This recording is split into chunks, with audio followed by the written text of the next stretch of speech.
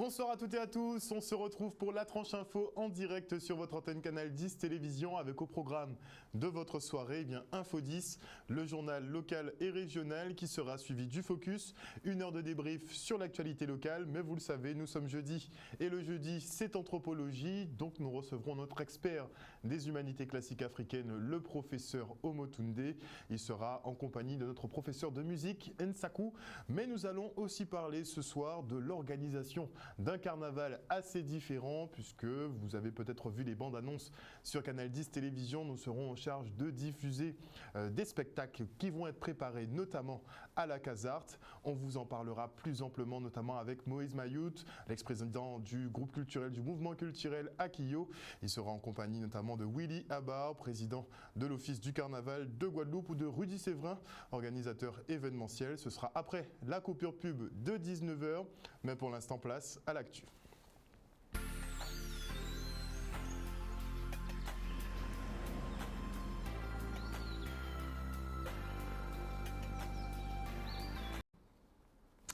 Nous sommes le 11 février 2021 et on débute tout de suite avec l'image du jour, à savoir ce bus de la société Pajamandi qui s'est retrouvé dans le caniveau à Jarry, littéralement sur deux pattes, on va dire quasiment. Un virage visiblement mal négocié par le conducteur, mais en tout cas ça nous change des accidents hebdomadaires sous le pont de Perrin.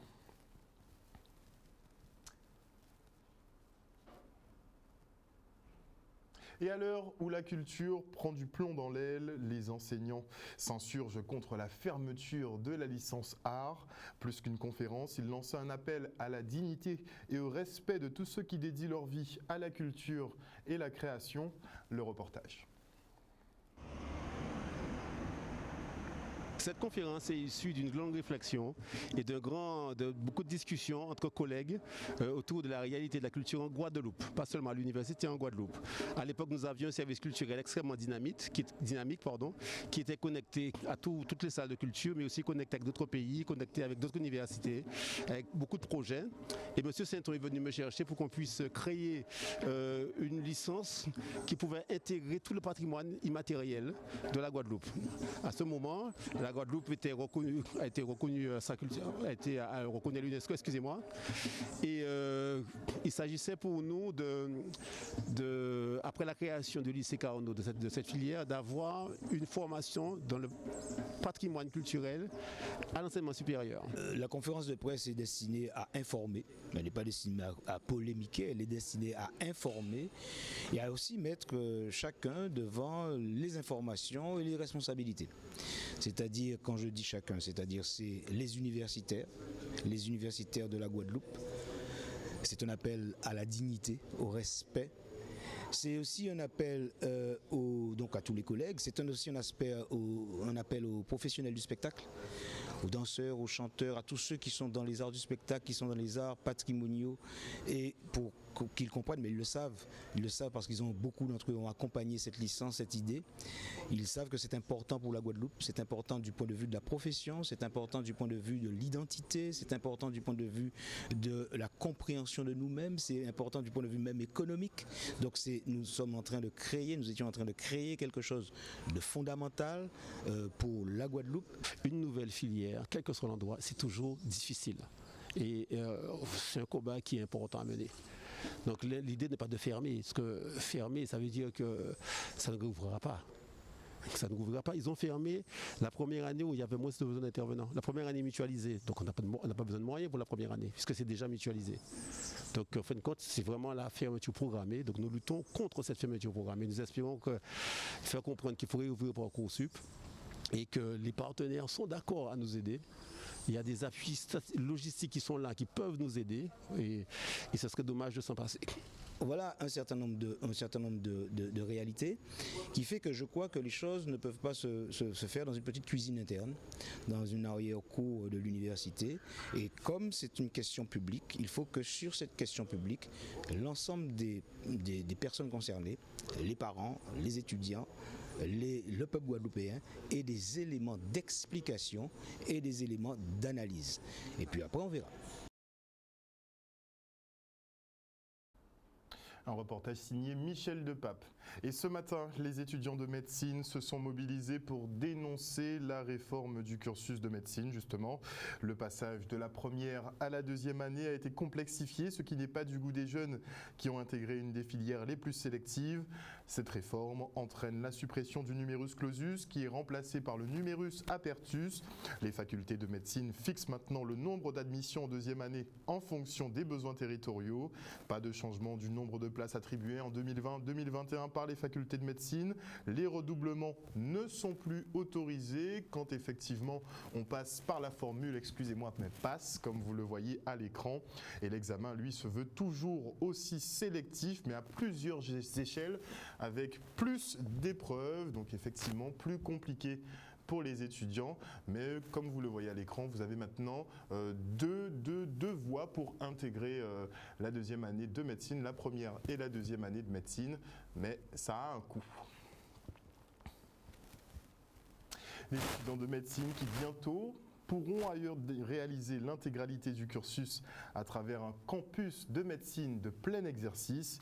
Une déclaration faite par Harry Chalus à l'occasion du Forum citoyen sur la santé. Son objectif, améliorer la qualité de soins en Guadeloupe par le désengorgement du CHU et des innovations comme la télémédecine. On l'écoute.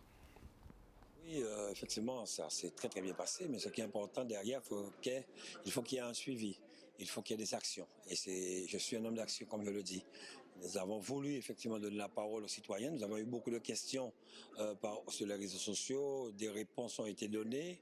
Nous avons eu des gens dans la Caraïbe, des gens au niveau national et des jeunes internes que vous avez vus qui ont fait les deuxième et troisième années de médecine en Guadeloupe, qui sont maintenant dans l'Hexagone.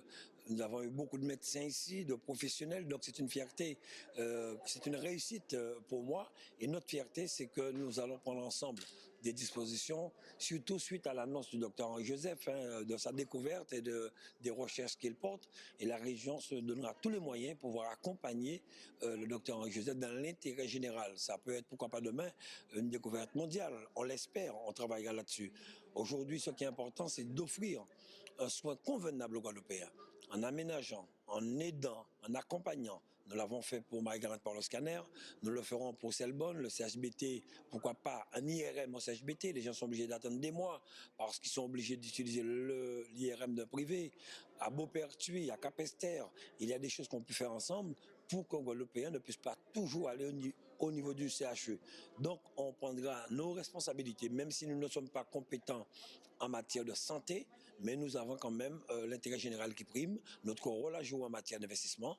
Nous avons travaillé déjà sur la télémédecine avec le docteur Mona Edouardville, comme Marie-Galante, mais pour les îles du Sud, notamment les Saintes-Terres de Haute, Terre de Bas, Désirade et le Nord Grande-Terre, nous mettrons tout en œuvre pour cela.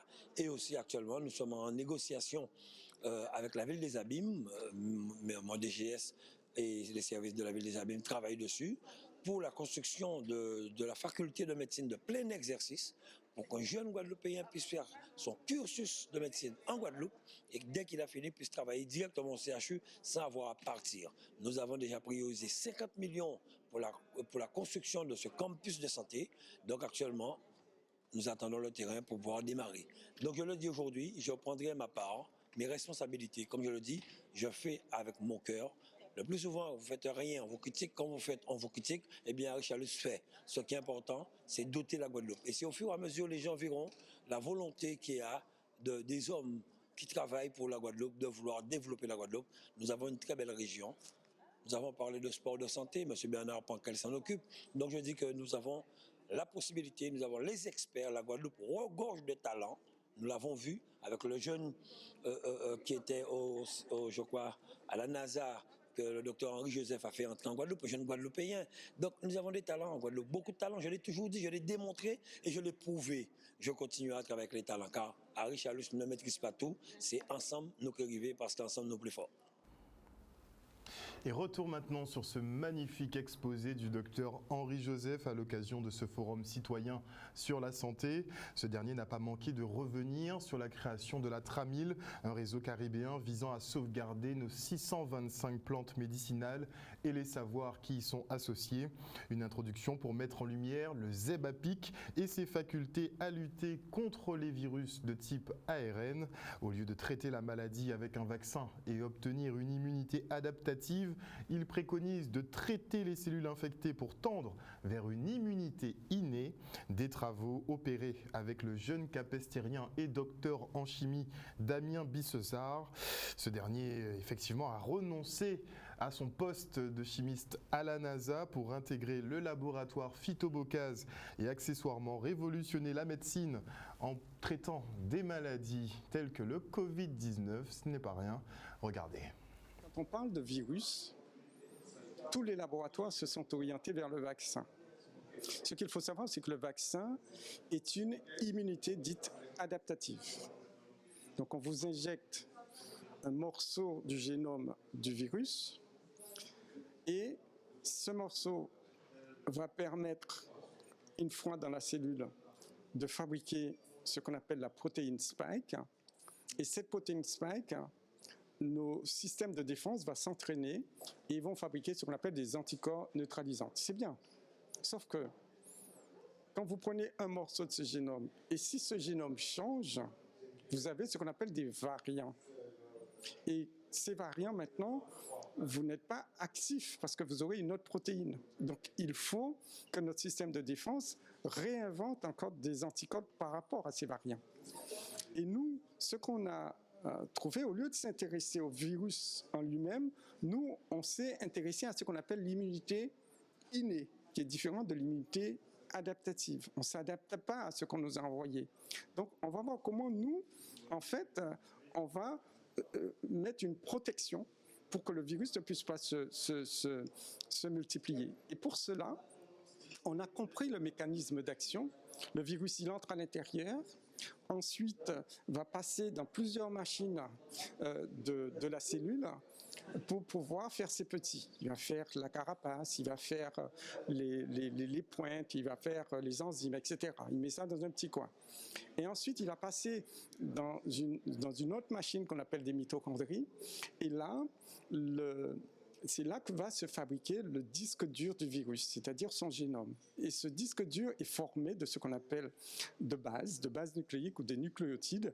Et ces nucléotides, en fait, si vous empêchez leur fabrication, le virus ne peut pas se fabriquer. Et on doit passer par 4 enzymes. Et la 4e enzyme s'appelle la dihydroorotate déshydrogénase et qui empêche de passer du dihydroorotate à l'orotate. Et si vous n'arrivez pas à l'orotate, vous ne pouvez pas arriver au nucléotide, donc vous ne pouvez pas fabriquer de disque dur de virus, donc vous n'avez pas de petits virions, donc vous ne contaminez plus personne. Donc ma mission, c'était d'arriver à Montpellier et de tester un extrait de Neurolan alobata, donc un extrait de Zebapic, sur une enzyme qu'on a déterminée qui était importante dans le mécanisme du Covid-19.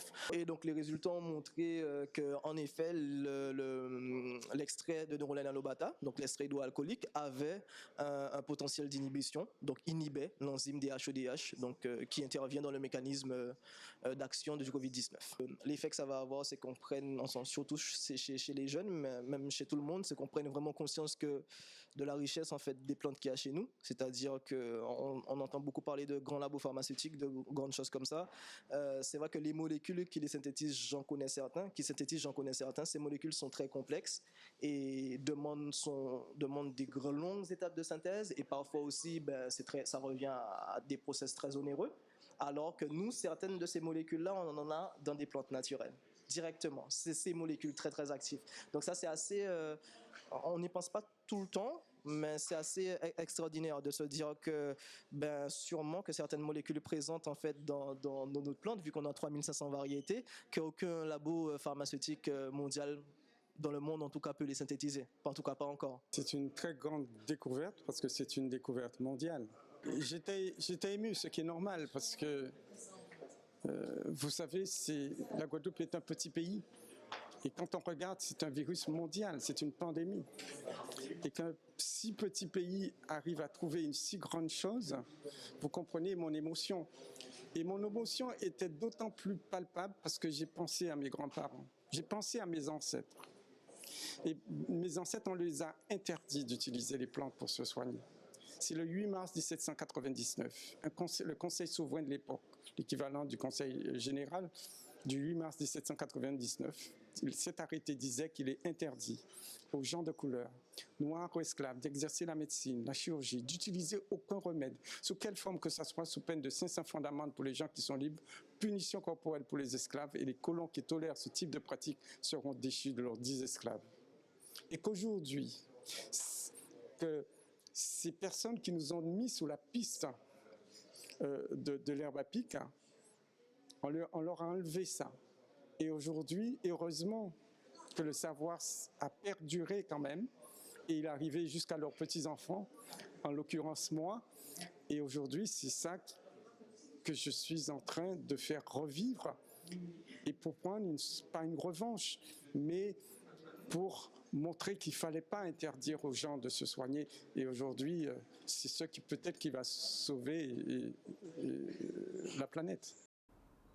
Henri Joseph, un bel exemple du génie guadeloupéen, et je tiens à rappeler effectivement que cet homme a dû attaquer l'État français en justice pour pouvoir effectivement utiliser notre pharmacopée locale et créer ainsi la marque Phytobocase avec notamment le Virapic que tout le monde connaît, et en espérant que la communauté internationale et en particulièrement la France ne bloque pas le développement de ce projet comme ils l'ont fait effectivement avec l'Artemisia à Madagascar.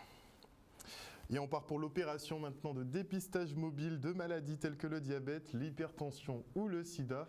On roule. Aujourd'hui, sur la place de la Victoire, on propose à la population de faire une série de dépistages. Donc, dans le cas des dépistages en quartier financés par le contrat local de santé de Cap Excellence, on propose des dépistages du diabète, de l'hypertension, du VIH. On sensibilise aussi sur tout ce qui est cancer en Guadeloupe, et notamment les cancers organisés. Et d'un autre côté, comme on est en période Covid, on propose également de faire des tests PCR en partenariat avec l'ARS et la Croix-Rouge. Donc on est là de 7h30 jusqu'à 11h30. Et c'est une manifestation qu'on va reproduire sur l'ensemble du territoire. J'ai vu sur Facebook qu'il y avait cette manifestation d'organiser. C'est vrai qu'en tant qu'infirmière libérale, on soigne les gens, on soigne les autres, on est à la disposition des autres, on est à l'écoute des autres, on répond aux besoins des autres, mais on a tendance à s'oublier. Ça fait 5 ans que je n'ai pas vu mon médecin traitant. Je vais bien quand même, je pète la forme. Mais je me dis que si je ne vais pas chez le médecin, c'est que je vais bien. Mais de temps en temps, j'aime bien savoir où j'en suis sur le plan sérologique, sur le plan diabète, HTA, tout ça. Et alors je suis venue ici, d'autant plus que c'est gratos. J'aime bien quand c'est gratuit, j'adore. Alors je suis venue ici, ça me permet aussi de réajuster mes connaissances. Parce qu'en tant qu'infirmière libérale sur le terrain, on est abordable. Un petit jeune qui vous voit, « Hey, madame, où est-ce que je peux avoir des capotes gratos ?» Il faut que je sache quoi répondre à ce petit jeune. Une personne âgée qui me demande oui, il y a ma nièce, elle est enceinte, sa tension est tellement élevée, elle est essoufflée. Il faut que je sois capable de lui dire quoi lui répondre. Aller voir son médecin, par exemple. Pour le Covid, le travail continue avec notamment des postes de dépistage fixes, notamment le vendredi de 8h à midi au niveau de Destreland, et également le lundi au niveau de l'hôtel Fort Royal ADE de 8h à midi également.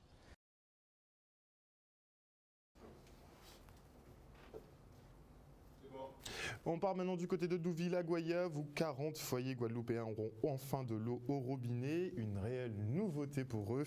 Voilà plusieurs années, voire décennies que ces familles ont dû trouver des solutions palliatives comme l'achat de citernes, et ils sont exclusivement alimentés avec. Installés à 120 mètres d'altitude, ces habitations n'étaient pas alimentées faute de surpresseurs.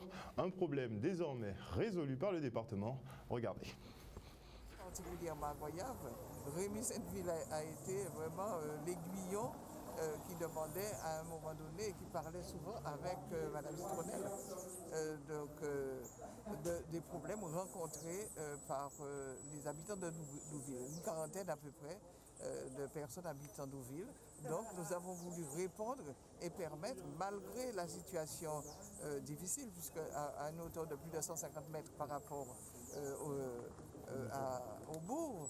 Donc aujourd'hui, c'était avec le président du SIAC, avec le maire de Goyave, de pouvoir regarder, constater et puis se demander est-ce que nous pourrions par exemple envisager d'avoir autres abonnés que les 40 qui sont là actuellement. Globalement, nous nous sommes jetés à l'eau, comme on dit souvent, hein.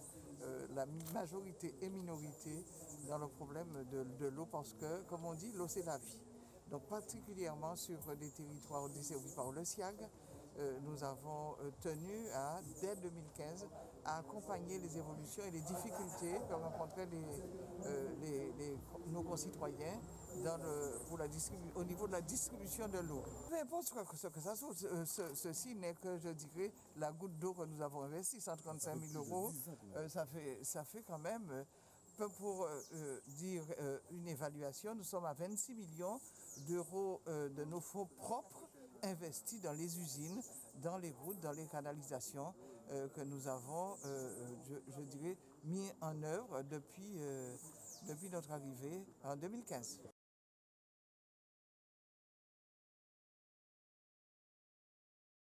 On va vous recevoir, monsieur Rudy Vardarassin, puisque vous êtes en compagnie de monsieur Franck Habard, de l'Office du Carnaval. Oui. Willy Habard, Il y a Franck aussi. Mais justement, comme je suis Franck, on parle tous les jours sur les réseaux, c'est beau ça en fait. On a Willy Habard de l'Office du Carnaval de Guadeloupe. Nous avons également monsieur Nelson qui est président de la commission culture à la région Guadeloupe. Monsieur Moïse Mayout, ex-président du mouvement culturel Akio. Et nous avons deux dames ce soir sur le plateau, à savoir Marielle Lorquin et Mélissa Jeannette qui sont chargées de communication à Coséica. Bonsoir à tous.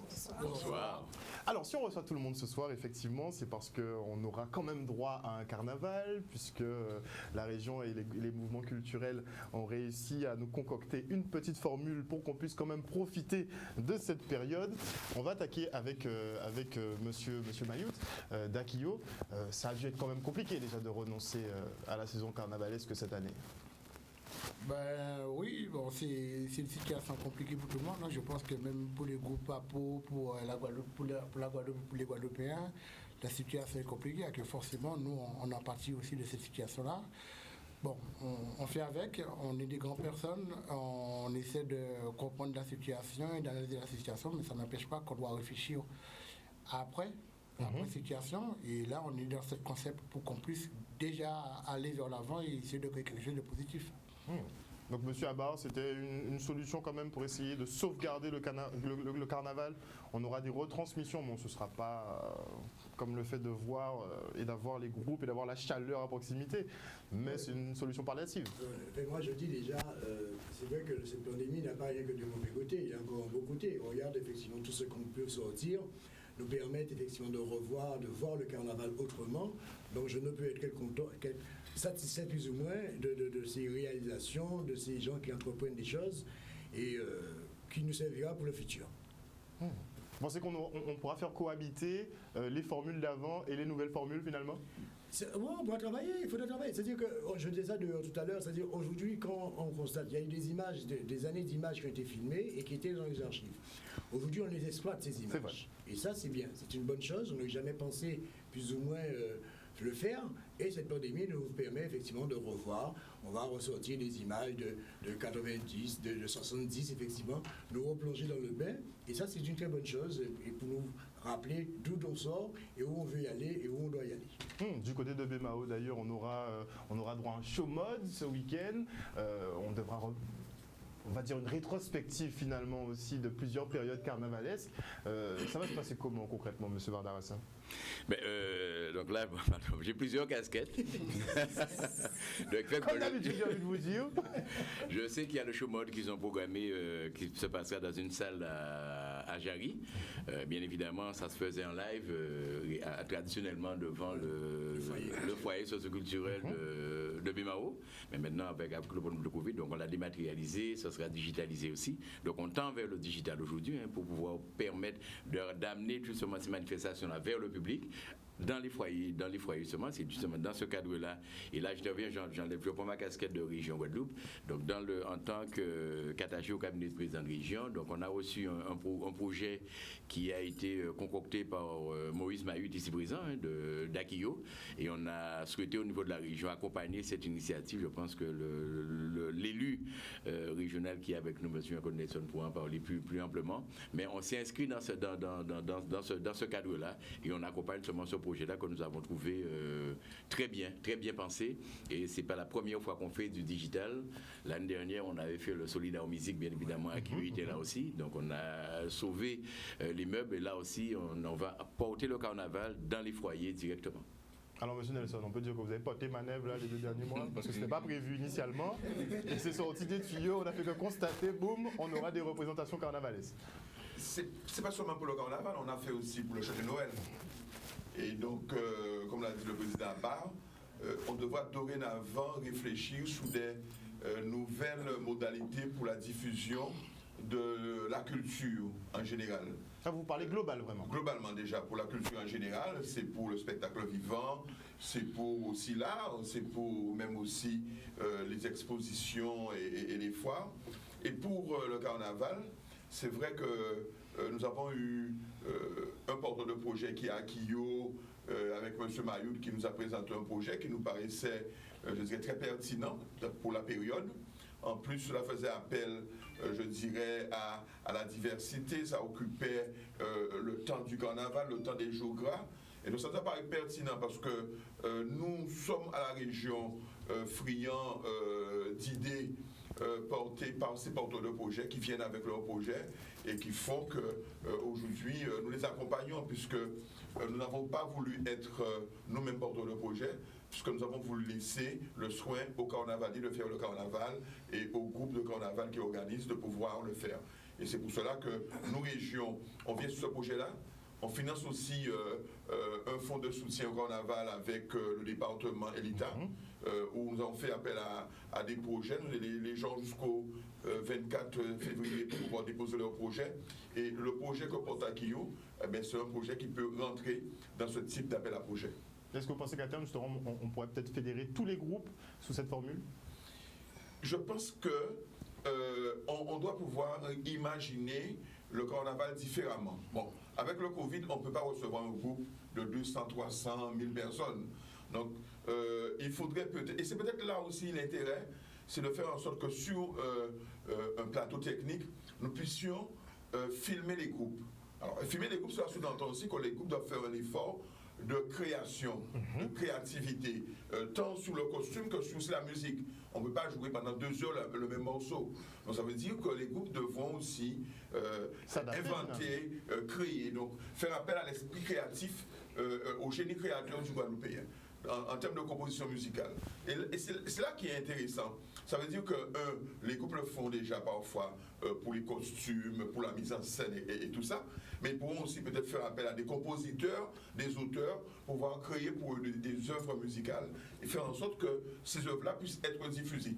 Et donc, nous voyons bien que cette richesse de musique du carnaval que nous avons, il y a les groupes à peau, il y a les groupes à caisse claire, il y a les groupes à musique synthé, il y a les timas, il y a tout ça, ce qui fait qu'il y a une diversité. Nous, régions, on suit Akio parce qu'Akio a porté son projet, on ne peut pas dénaturer le projet d'Akio, mais l'intérêt pour nous, c'est de faire aussi qu'à terme, nous ayons aussi la même formule pour les groupes à caisse claire, s'il y a un porteur de projet qui le veut bien. Nous, on ne veut pas nous substituer au porteur de projet. D'accord. Donc, l'idée, par exemple, pour les appels à projets que nous faisons, nous pourrions bien concevoir que quelqu'un apporte un projet sur les groupes à caisse claire et que ce projet soit réalisé en dehors de la période de carnaval, puisque le fonds de soutien au carnaval va jusqu'au 31 décembre 2021.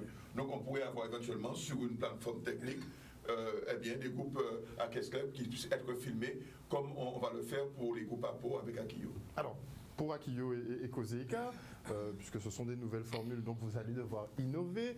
Finalement, ce seront plus des concerts où on aura vraiment l'esprit masse, l'esprit déboulé aussi avec? Bon, de toute façon, nous, quand on joue de la musique, c'est l'esprit masse. Hein. Akio, avant tout, c'est un groupe à masse.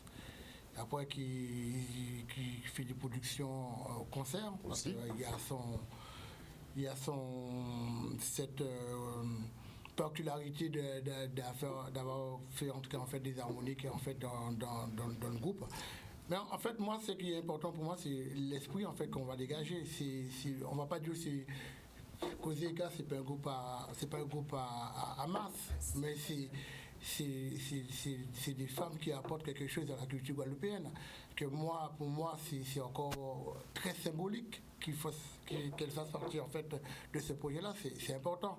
Que nous, ce qu'on va amener, on va amener notre énergie, notre créativité. Je pense que, comme dit le représentant de la région, c'est important. On a beaucoup de créativité en nous, en fait. Et le groupe, je pense que si on lui donne les moyens de se donner à la création, mais il faut se donner à la création. Et on voit bien que ce projet-là, c'est un projet qui a été mené avec un temps court. Parce que le projet en elle-même est... Quand est-ce que vous avez déposé justement? Le projet a été déposé à peine un mois et demi. En gros, on a fait les premières rencontres, tout ça. Tout ce qu'on a fait, c'était en accéléré. Donc pendant que vous avez compris que maman m'a cela lagué, vous avez préparé un petit nous, à Kyo, on n'est pas un groupe qui attend le carnaval pour penser. On travaille toute l'année. Et toute l'année, on fait des propositions. Et toute l'année, on fait des choses. Après, c'est venu d'un comptable. Moi, j'ai pensé à quelque chose. Après, j'ai appelé quelqu'un, après ça a fait son effet de boule de neige, et ça a fait son tas. Et je remercie énormément la région qui a fait en sorte que le projet a été réalisé. Parce que en fait, on peut avoir un projet. Le projet, la finalité, c'est la réalisation. On est d'accord. Le projet, s'il reste dans un tiroir, c'est plus un projet parce que personne ne sait qu'on avait des projets dans le tiroir. Que le fait que le projet se réalise avec l'apport de la région, avec toutes les synergies aussi positives des gens de la région, de Ouidji, de Choumi, de toutes les personnes qui ont de long ou de près amené que le projet aboutisse, et les groupes aussi qui vont faire leur participation aussi, qui vont en finalité créer en fait l'événement. Moi je dis bravo parce que quand on met la tête et les esprits dans le même bocal, là, comme on dit, ça permet qu'on réussisse à faire des choses ensemble. Et là, on est tous guadeloupéens avant d'être un représentant de qui que ce soit, de quoi que ce soit en fait. Et ça pour moi, c'est fort. Ça, c'est clair. Alors, Kozeeka, quelle touche vous allez apporter justement pendant ces shows? Alors, il faut savoir que nous sommes tout de même habitués à ce type d'exercice, parce que nous ne sommes pas un groupe à peau, nous ne défilons pas. Nous sommes un groupe musical, justement, qui met en avant la culture de la Guadeloupe à travers une synthèse de Saint-Jean, de Gros Sirop et de Gros Cas. Donc, Saint-Jean, Gros Sirop, Gros Cas. Donc, non, ce sont les... tout ça avant. Effectivement, mais nous ne déboulons pas. Oui, on est d'accord. Comme les groupes à peau. Et tout d'abord, on tient quand même à remercier M. Mayout de nous avoir invités, d'avoir pensé à nous, et nous le remercions pour son attention. Pour l'attention qu'il porte à Kozeeka. J'ai quand même envie de dire que Kozeeka, c'est pas un groupe à peau qui déboule, ça reste un groupe de scène, mais c'est quand même un beau cocktail parce que pas mal de filles, 90% des filles sont dans un groupe à peau. Donc on a vraiment tout dans Kozeeka. On a Voukoum, on a Mascaclé, on a Mikael, on a tout, on a des filles qui sont Moun Kimoun, Akio. Donc vous êtes la jonction des groupes en fait. Kozeeka, voilà, c'est la jonction des groupes. C'est vraiment le beau cocktail et je pense que Fenrek Kozeeka, c'est l'apothéose. Ben, chose pour une chose dure. Nous invitons à tous nous regarder mercredi. Donc nous passerons mercredi à partir de 20h, mercredi mercredi 17 à partir de 20h. Et aussi à nous suivre sur notre page Facebook où nous publions pas mal de choses, tout ce que nous faisons. Et puis voilà. Instagram aussi, notamment. Puisqu'il y aura tout un programme, de toute façon on va diffuser le programme, puisqu'effectivement chaque jour on aura droit à la prestation d'un groupe. Alors, ça va être génial à partir de samedi, ça va être très intéressant. On a réussi à sauver le carnaval, on peut dire ça, monsieur Abba? Pourquoi sauver le carnaval? Parce que d'aucuns le disaient mort cette année. Non, pourquoi? Non, on a une situation qui nous a contraint effectivement de ne pas l'organiser. Et nous sommes conscients, et je le répète souvent, le monde du carnaval, ce n'est pas seulement, comme on dit souvent l'expression, lui mes fesses. Hein. On est conscient qu'il y a des effets de société et on tient effectivement à le respecter. Donc il y a une pandémie, donc nous ne sommes pas responsables, mais bon, on fait avec. Parce que rappelez-vous, en 2009, il n'y a pas eu de carnaval non plus. On a commencé avec et puis il n'y a pas eu. Donc c'est la deuxième fois de mon existence que je vois qu'il n'y en a pas. Et je pense que, je le dis, c'est peut-être pour reculer, pour mieux sauter.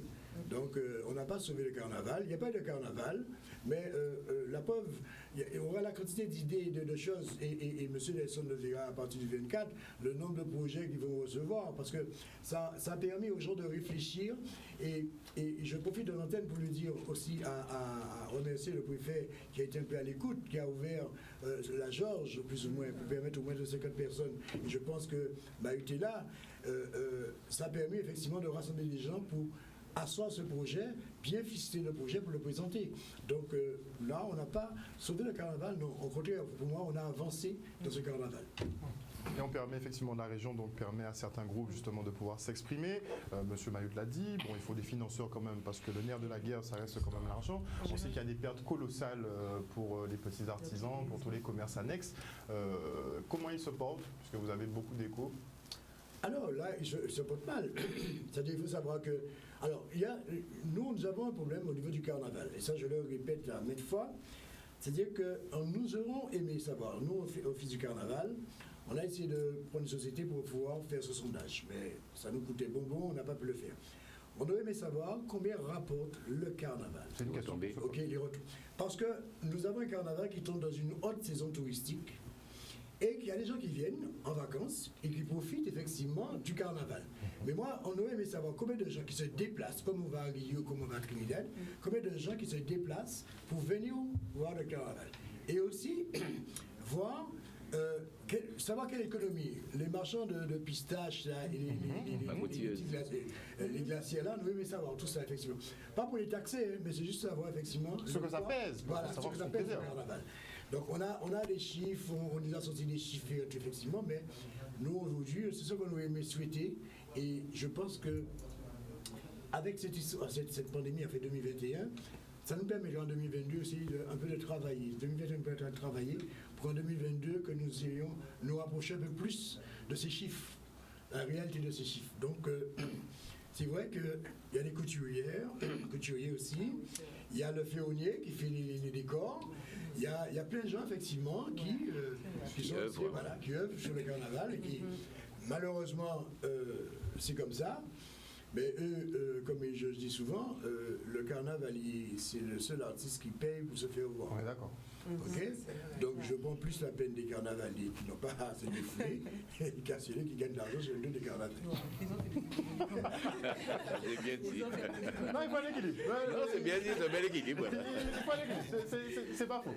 Alors, moi, ce que je voudrais demander, avant de finir, c'est qu'on a réussi à trouver une solution donc, pour la diffusion de certains groupes. Est-ce que vous entrevoyez d'autres manifestations, d'autres opérations? On n'a pas eu beaucoup d'événements depuis quelques temps. Donc, est-ce que d'ailleurs, sur le territoire de Jarry ou bien sur Bémao, je ne sais pas, je demande comme ça. Est-ce que vous avez prévu d'autres animations ces prochaines semaines? Pour les prochaines semaines, oui. Déjà, avant de refermer cette page-là, il faut simplement dire que la région aussi avait souhaité, en dehors des 4 groupes, parce qu'on ne les a pas cités, je te laisserai le soin de pouvoir les citer tout à l'heure, mais en dehors de ces 4 groupes-là, nous avons quand même réalisé des capsules avec, bon, je remercie Pascal Garel, comme tu as dit à l'instant, Jean-Claude Chouni, Jean-Claude Bajazé aussi, qui nous accompagne aussi sur ce projet-là, pour pouvoir permettre de mettre d'autres groupes en lumière. Donc des petits clips vidéo qui vont être diffusés. Des petits clips vidéo qui seront diffusés lors de ces 4 concerts.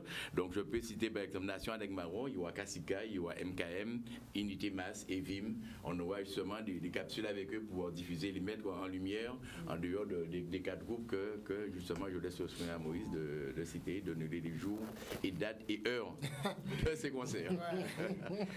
Ben, le dimanche, on va débuter avec Voukoum.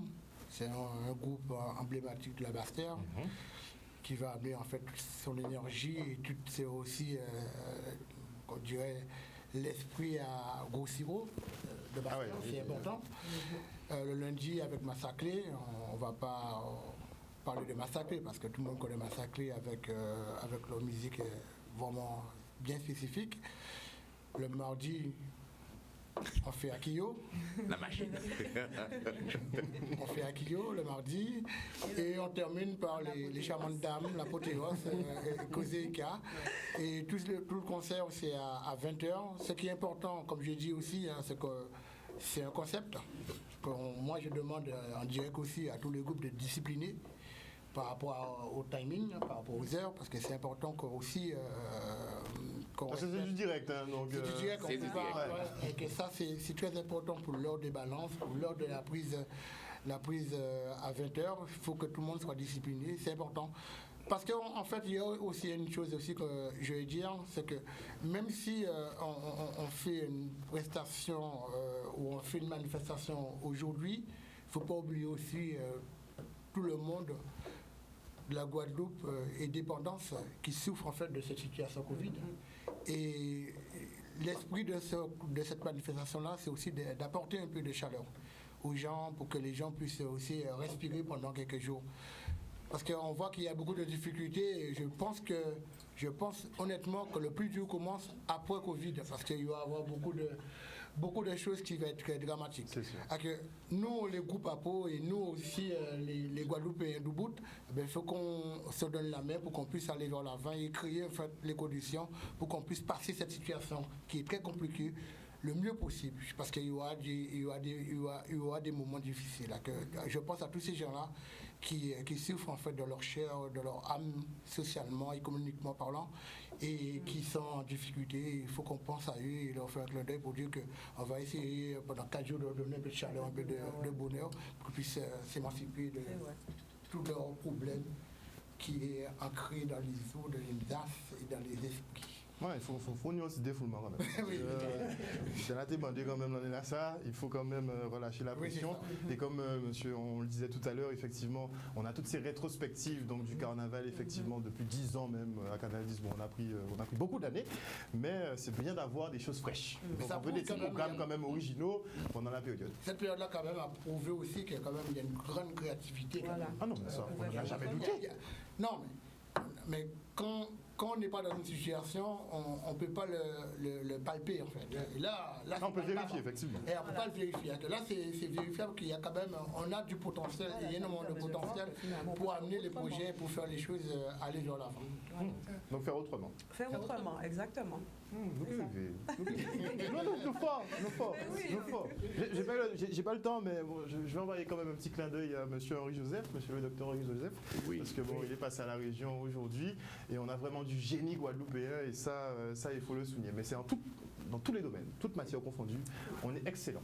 Voilà. Merci en tout cas à vous tous. Mais nous payons un génie, parce que là, pas mauvais.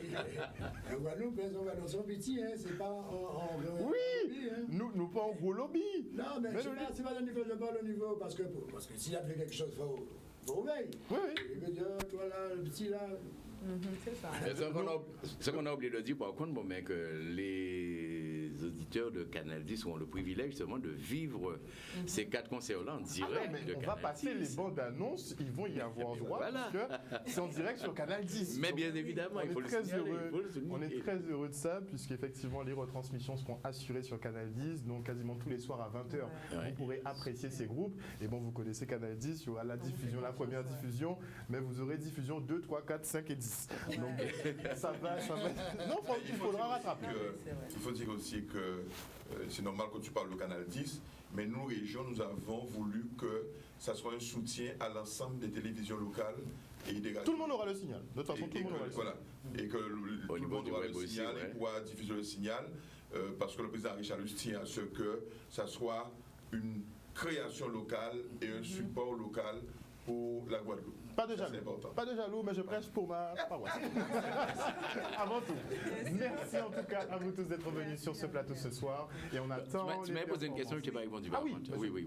Par rapport au projet, donc on a aussi un deuxième projet, justement, c'est un projet qui a été présenté à la région avec M. Sadik. Donc logiquement, dans le prolongement de ces 4 concerts, on va aussi mettre en boîte un projet qu'on porte avec M. Sadik, avec tout un ensemble d'artistes, justement dans le cadre du soutien aux artistes locaux, et ça sera dans pas longtemps, donc vous aurez plus d'informations en temps et en heure. Restez connectés. Et probablement cette année, on risque d'avoir la 2e édition du Solidaire Musique aussi, en soutien aussi aux artistes et au monde artistique. Quoi. Oh, vous faites le job. Non, on fait le job. On essaie de faire du moins. Non, il faut que nos artistes puissent vivre correctement. C'est important. Ouais. Merci encore pour le travail que vous réalisez. Chers téléspectateurs, nous sommes arrivés au terme de ce journal. N'oubliez pas que dans les prochains jours, le carnaval, c'est sur Canal 10 Télévision. Bon, c'est sur les autres médias aussi, mais c'est surtout sur Canal 10 Télévision. Passez une excellente soirée à l'écoute de nos programmes. Bisous, bisous.